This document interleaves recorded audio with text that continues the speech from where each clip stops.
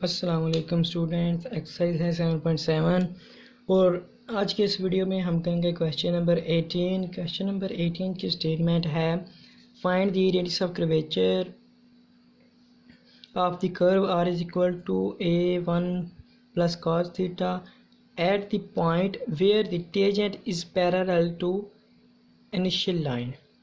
ये हमें कार्डियोइड की इक्वेशन दी गई है और हमने उस पॉइंट पे उन पॉइंट्स पे हमने रेडियस ऑफ कर्वेचर फाइंड करना है जहाँ पे टेंजेंट लाइन पैरेलल हो जाती है इनिशियल लाइन के। तो क्वेश्चन स्टार्ट करते हैं। सबसे पहले हमें जो ये कार्डियोइड की इक्वेशन दी गई है, ये हमने कार्डियोइड बना लिया है और ये टेंजेंट की लाइन है और ये हमारे पास इनिशियल लाइन है। सबसे पहले हम डिफरेंशिएट करेंगे विद रिस्पेक्ट टू थीटा। जब फर्स्ट डेरिवेटिव लेंगे तो वो आ जाएगा -a sin theta, second derivative लेंगे तो वो हो जाएगा -a cos थीटा। अब दोस्तों हम जानते हैं कि टेंजेंट साई ये इक्वल होता है r ओवर डी थीटा। अब r की वैल्यू हमारे पास है a1 प्लस cos थीटा जो कि क्वेश्चन में दी गई है और dr ओवर डी थीटा की वैल्यू हमने निकाल ली है -a sin थीटा, ये हमने पुट कर दी। अब ए से कैंसिल हो गया, ये वाला इस ए से कैंसिल हो गया। 1 प्लस cos थीटा ये इक्वल होता है 2 cos स्क्वायर थीटा बाई 2 के और sin थीटा ये इक्वल होता है 2 sin theta by 2 cos theta by 2 और -7 वैसे लगा दिया। अब 2 से कैंसिल हो गया, ये cos स्क्वायर है तो ये cos कैंसिल हो गया स्क्वायर से और रह गया हमारे पास cos theta by 2 over sine theta by 2 साथ माइनस, तो cos ओवर साइन को टेंजेंट बन गया। तो tangent psi is equal to minus cotangent theta by 2 के आ गया। अब माइनस कोटेजेंट थीटा बाई 2 को हम ऐसे लिख सकते हैं tangent pi by 2 plus theta by 2, क्योंकि दोस्तों आप जानते हैं कि पाई और पाई बाई 2 पे एंगल चेंज होता है, तो माइनस कोटेजेंट को हम टेंजेंट पाई बाई 2 लिख सकते हैं। कैलकुलेटर से चेक करें तो इनका आंसर सेम आएगा।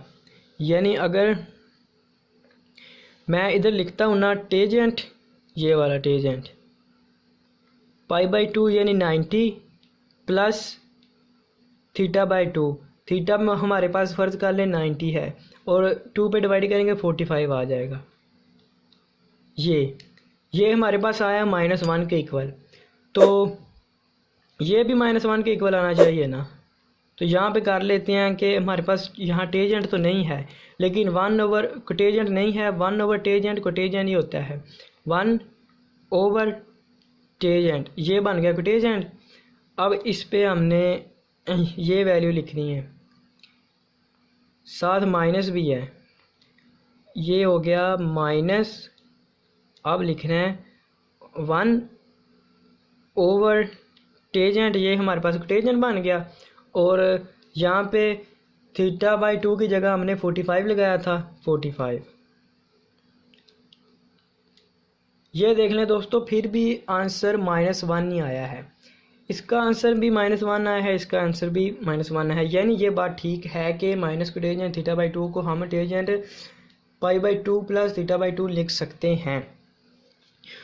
दोनों तरफ अगर टेंजेंट इन्वर्स लें तो टेंजेंट कैंसिल हो जाएगा, psi is equal to pi by 2 plus theta by 2 इसके इक्वल हो जाएगा। हमने पीछे पढ़ा था कि अल्फ़ा ये इक्वल होता है थीटा प्लस साई के। Alpha is equal to theta plus psi की जगह इसकी वैल्यू ये है pi by 2 plus theta by 2, ये लगाई हमने इधर pi by 2 plus theta by 2। अब थीटा बाई 2 प्लस थीटा ये बन जाएगा 3 थीटा बाई 2 एलसीएम लेके प्लस पाई बाई 2। अब हम लिखेंगे when tangent is parallel to initial line, कि जब टेंजेंट की ये लाइन है ना ये दोनों इनिशियल लाइन के पैरेलल हैं, व्हेन थीटा अल्फ़ा हमारे पास होगा 0 तो या फिर होगा वो पाई।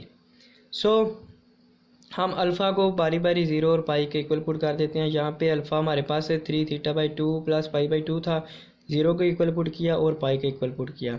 इधर ये पाई बाई टू इस साइड पे माइनस का हो जाएगा, 2 कैंसिल हो जाएगा, 3 theta is equal to minus pi आ गया। और इधर ये पाई इधर जाके माइनस होगा तो इधर हमारे पास रह गया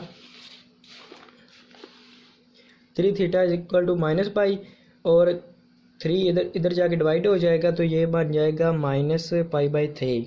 और ये हमारे पास 3 थीटा व 2 is equal to pi by 2 था, और यहाँ पे थीटा इज इक्वल टू बन जाएगा पाई बाई 3, यानी ये 3 इधर जाकर डिवाइड हो जाएगा। अब पॉइंट्स हमारे पास यानी थीटा हमारे पास आया है माइनस पाई बाई 3 और पाई बाई 3, जो कि ये लाइन्स हैं पी और क्यू। ये पाई बाई 3 है यानी 60 डिग्री, और ये माइनस पाई बाई 3 है। इन पॉइंट्स पे इनिशियल लाइन के पैरेलल हो जाती है टेंजेंट, और यहाँ पे हमने अब इस पॉइंट्स पे हमने रेडियस ऑफ कर्वेचर फाइंड करना है। ये क्वेश्चन था। अब हम रेडियस ऑफ कर्वेचर का फार्मूला लिख लेते हैं, रो इज़ इक्वल टू, ये फार्मूला हम पीछे भी यूज़ करते रहे हैं, सिंपली वैल्यूज़ पुट कर देते हैं। ये वैल्यूज़ पुट की और इसका स्केयर ओपन किया तो ये सारा हम जैसे क्वेश्चन नंबर 17 में सॉल्व किया है वैसे ही हमने ये सॉल्व करना है सारा। एंड पे हमारे पास आ जाएगा √8 a 1 प्लस cos थीटा 1/2/3। ये हमारे पास क्वेश्चन नंबर 17 में भी यही रहा था। अब हमने क्या करना है कि 1 प्लस cos थीटा हम जानते हैं कि 2 cos स्क्वायर थीटा बाई 2 के इक्वल होता है। सो √2 ये मैंने अलग लिख लिया, और cos स्क्वायर था तो इसका √ कैंसिल हो जाएगा तो ये cos थीटा बाई 2 रह जाएगा। अब ये 2 इस 8 से मल्टीप्लाई होगा तो √16 आ जाएगा।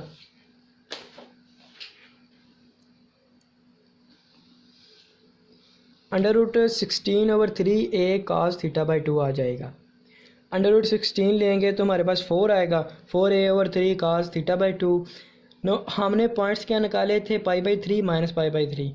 सो now at theta is equal to pi by 3, when theta pi by 3 है तो रो हमारे पास क्या होगी 4a cos, यहाँ पे पाई बाई 3 लगेगा तो 2 से मल्टीप्लाई होगा 3 तो 6 आ जाएगा पाई बाई 6।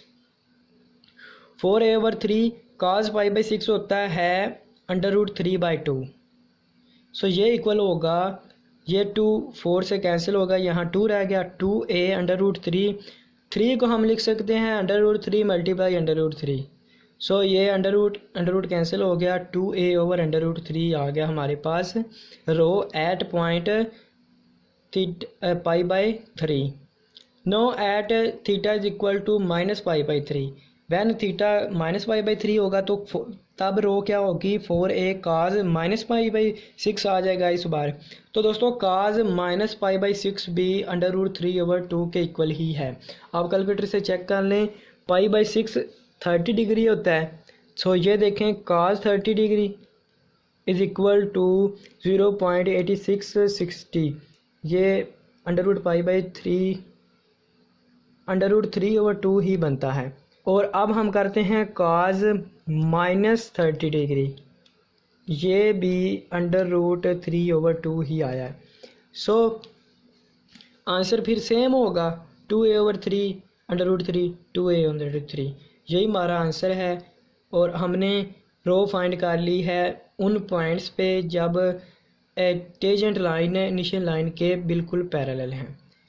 सो उम्मीद करता हूँ आपको क्वेश्चन की समझ आ गई होगी। ये वीडियो दोस्तों से शेयर करें, और आपसे गुजारिश है कि ज़्यादा जाते चैनल सब्सक्राइब करें, चैनल को ज़्यादा से ज़्यादा शेयर करें। मिलते हैं नेक्स्ट क्वेश्चन में, तब तक के लिए खुदा हाफिज़, अपना ख्याल रखिएगा।